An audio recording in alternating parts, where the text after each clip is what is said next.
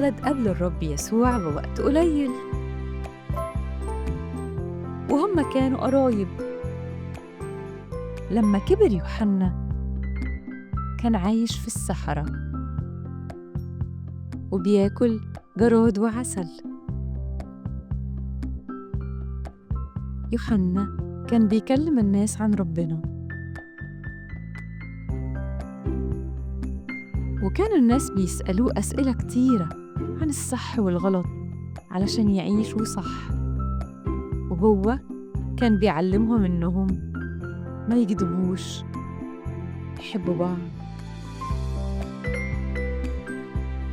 يوحنا كلم الناس وقال لهم إن ربنا عايز يسامحهم، فناس كتيرة لما سمعوا قالوا إحنا عايزين نعيش مع ربنا، فراح يوحنا عمدهم في النهر.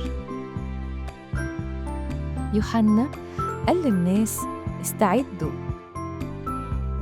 عشان هتقابلوا واحد هينقذكم من كل الحاجات الوحشة اللي بتعملوها.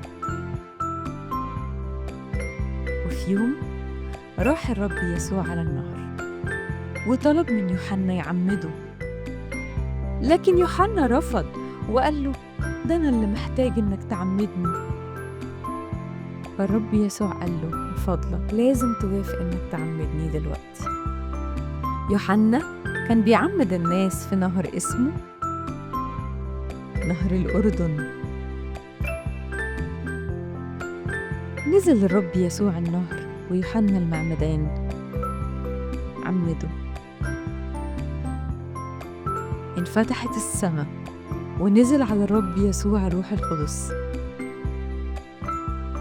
بشكل حمامة، وبعدين الناس سمعوا صوت من السماء بيقول أنت هو ابني المحبوب، أنا راضي عنك كل الرضا.